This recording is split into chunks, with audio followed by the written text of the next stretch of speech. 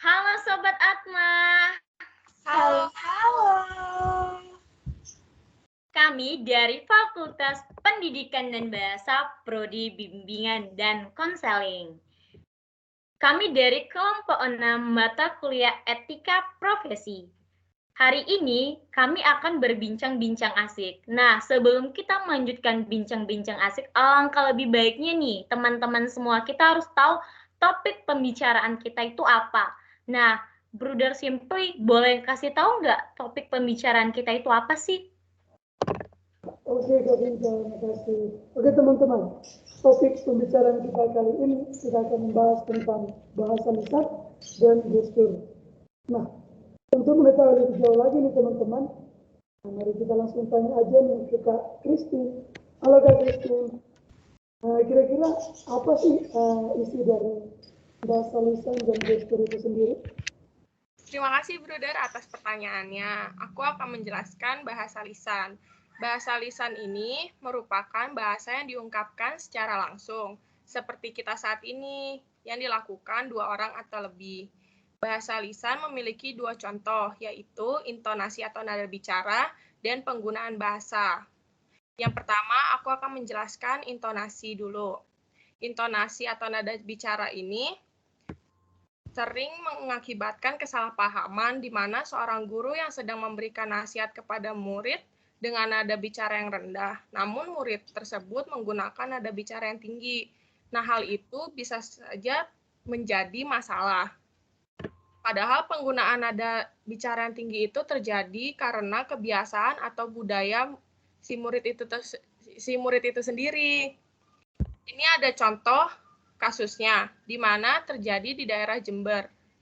Ada seorang mahasiswa asli Jember ini yang menggunakan bahasa atau nada bicara yang tinggi dan sedikit kasar. Namun mahasiswa di luar Jember ini yang belum terbiasa, dia kaget dan mengakibatkan kesalahpahaman. Mahasiswa di luar Jember ini mengira mahasiswa Jember tersebut marah. Selanjutnya ada penggunaan bahasa atau kata dan kalimat dalam berkomunikasi. Penggunaan bahasa ini juga menjadi salah satu faktor yang mengakibatkan konflik secara tidak sengaja, karena banyak anak muda zaman sekarang yang menggunakan bahasa prokem. Bahasa prokem ini adalah bahasa yang digunakan remaja saat ini kepada kalangan seusianya. Bahasa prokem ini terkadang anak muda itu suka salah penggunaannya ke orang tua dan hal tersebut mengakibatkan permasalahannya. Hal tersebut terjadi itu karena akibat lingkungan atau kebiasaan orang itu tersendiri. Nah, segitu aja penjelasan yang aku bisa kasih. Selanjutnya, ada bahasa apa lagi sih Kak Dia? Boleh tolong dijelasin nggak? Sebelumnya makasih Kak Christine. Nah, tadi Kak Christine udah menjelaskan salah satu dari penggunaan bahasa yaitu bahasa lisan ya. Sekarang giliran aku nih menjelaskan selain bahasa lisan ada juga nih teman-teman yaitu bahasa tubuh atau yang kita sebut sebagai gestur. Nah, bahasa tubuh seperti yang kita tahu adalah bahasa yang menggunakan gerakan anggota tubuh sebagai cara mengungkapkan pikiran atau perasaan. Penggunaan gestur ini sering menjadi permasalahan dalam pendidikan karena penggunaan bahasa tubuh ini sering disalahartikan. Selain itu, ada 3 tipe umum dari bahasa tubuh, yaitu yang pertama ada kontak mata. Kontak mata mengacu pada gaze yang mencakup suatu keadaan penglihatan secara langsung antara pribadi. Melalui kontak mata, kita dapat menceritakan dan juga memahami suatu pesan sehingga orang lain secara tidak langsung mendapatkan pemahaman dari kata demi kata melalui tatapan. Nah, teman-teman, pembahasan selanjutnya akan disampaikan nih sama Kak Vinta. Oke Kak Dia, makasih banyak. Nah teman-teman, tadi Kak Dia sudah menjelaskan satu bentuk dan tipe umum dari bahasa tubuh. Nah, saya akan menjelaskan tipe kedua dan tipe ketiga. Tipe kedua yaitu ekspresi wajah. Ekspresi wajah biasanya digunakan untuk memberi respon secara emosional terhadap objek atau stimulus yang terjadi. Contoh konkretnya adalah saat di sekolah guru menjelaskan sesuatu kepada muridnya, tetapi muridnya tidak berani menatap wajah gurunya. Faktor penyebabnya adalah bisa jadi kebiasaan dari keluarga.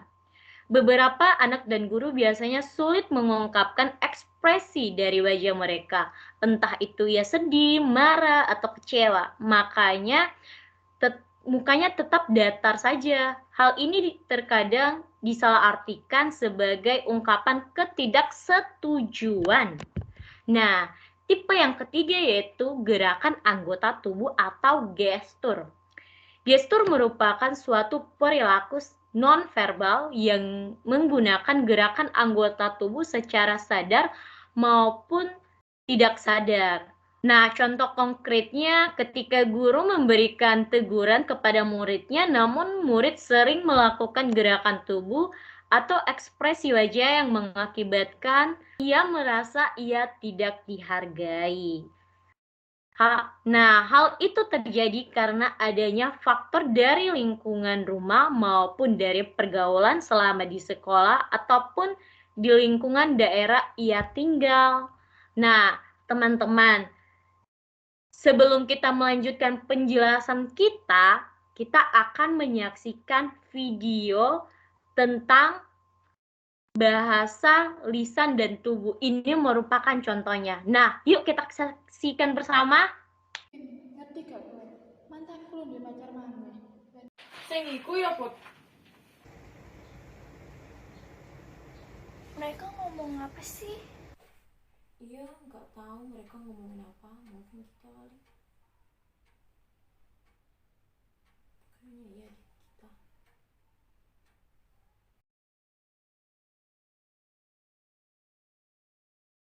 Nah, setelah kita menyaksikan contoh video, alangkah lebih baiknya kita harus tahu faktor-faktor penyebabnya. Nah, Kak Putri, boleh nggak jelasin faktor-faktor penyebabnya itu apa sih? Biar kita tahu semua nih, Kak. Oke, makasih nih Kak Vinta. Nah, tadi kita udah mempelajari kan tentang pengertian serta contoh-contoh dari bahasa lisan dan bahasa tubuh atau yang sering kita sebut sebagai gestur. Nah, tadi juga ada video tentang salah satu contoh permasalahan yang sering terjadi di lingkungan sekolah yang diakibatkan dari penggunaan bahasa sendiri.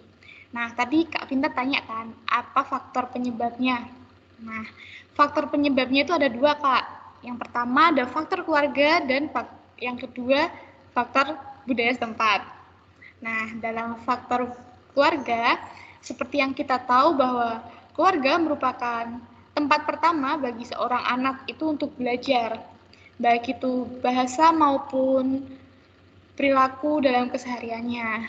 Nah, dalam lingkungan keluarga ini, setiap keluarga ini memiliki keunikannya masing-masing. Jadi setiap keluarga itu mempunyai cara masing-masing untuk mendidik seorang anak.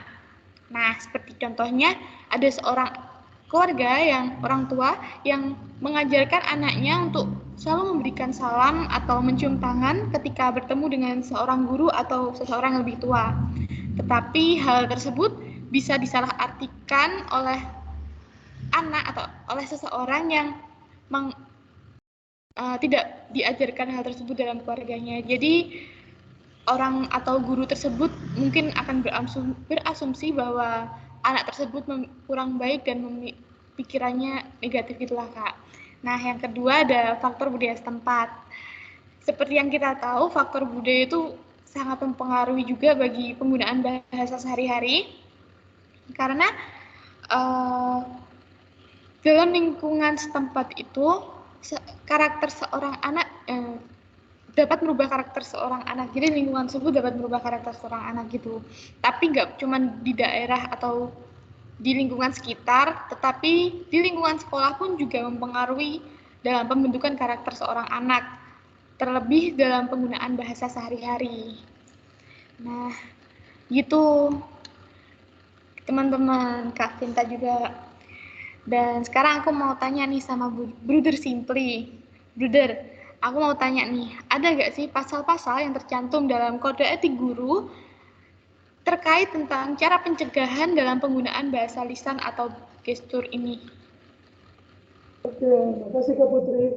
Oke teman-teman, untuk memahami lebih jauh lagi bagaimana cara menangani ya, katakan seperti itu, permasalahan bahasa dan dalam budaya ini. Dalam kode etik guru Republik Indonesia ya, itu di bagian 3 itu tentang nilai-nilai dasar dan nilai-nilai operasional. Nah, di pasal 6 itu bagian ayat 1 itu bunyinya seperti ini, hubungan guru dengan peserta didik. Dan lebih rinci lagi, ayat 1B, pasal 6 ayat 1B itu mengatakan demikian, guru membimbing peserta didik untuk memahami, menghayati, dan mengamalkan hak-hak dan kewajibannya sebagai individu, warga sekolah, dan anggota masyarakat. Nah, pada poin ini teman-teman, ya, seorang guru itu dituntut ya, boleh dikatakan seperti itu, mempunyai hak dan kewajiban untuk mendidik para siswanya ini supaya bagaimana bisa mengungkapkan diri yang sebenarnya ya dalam dunia pendidikan seperti itu. Jadi ketika guru mendidik anak-anak seperti itu, maka seorang siswa itu merasa bebas ya mengekspresikan dirinya untuk bergaul dengan teman-temannya maupun dengan guru. Nah, lalu ada ada ayat yang berikutnya masih dalam pasal yang sama, ayat 1O itu berbunyi demikian. Guru tidak menggunakan hubungan dan tindakan profesionalnya pada peserta didik dengan cara-cara yang melanggar norma sosial, kebudayaan, moral, dan agama. Nah, ini merupakan catatan juga ya untuk seorang guru yang juga harus diketahui oleh para siswa bahwa seorang guru katakan bahwa dia dilarang ya menggunakan profesinya itu untuk melanggar norma-norma kebudayaan yang berlaku di sekolah maupun di budaya setempat. Jadi ketika guru menyadari hal ini, maka hal-hal yang permasalahan mengenai bahasa budaya setempat itu tidak akan terjadi. Nah, ini juga yang perlu diketahui oleh para siswa juga, bukan hanya guru yang mengetahui hal itu, tetapi kita sebagai siswa, murid-murid juga harus mengetahui itu supaya saling mengingatkan misalnya ya, ketika guru-guru tidak melakukan hal ini, kita sebagai siswa juga punya hak untuk mengingat itu, dan kita sebagai siswa juga harus melaksanakan juga kalau mampu melaksanakannya. Nah, itu kira-kira teman, kira-kira pasal-pasal dalam kode etik yang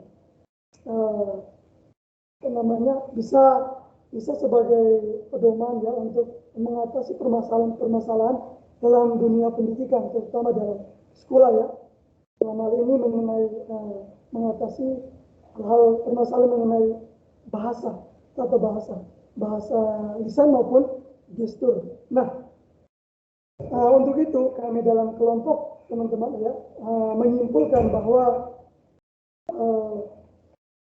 perbedaan itu sebenarnya bukan memisahkan kita, tetapi menyatukan ya, mempererat hubungan kita satu sama lain. Nah, sehingga dalam hal ini pendidikan mempunyai kode etik ya, yang mana harus diketahui oleh guru dan juga oleh para siswa.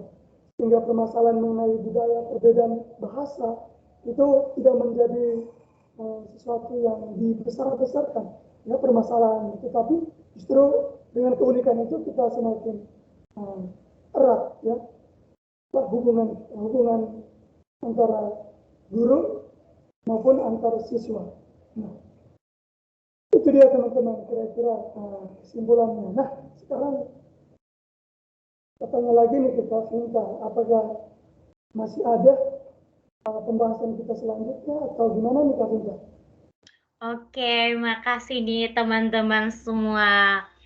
Nah, mungkin sampai sini dulu deh bincang-bincang asik kita tentang bahasa lisan dan gestur tubuh. Kami dari kelompok 6 mata kuliah Etika Profesi undur diri jika ada salah kata kami dalam penyampaian bahasa kami. Mohon maaf. Bye-bye Sobat Atma. Bye-bye.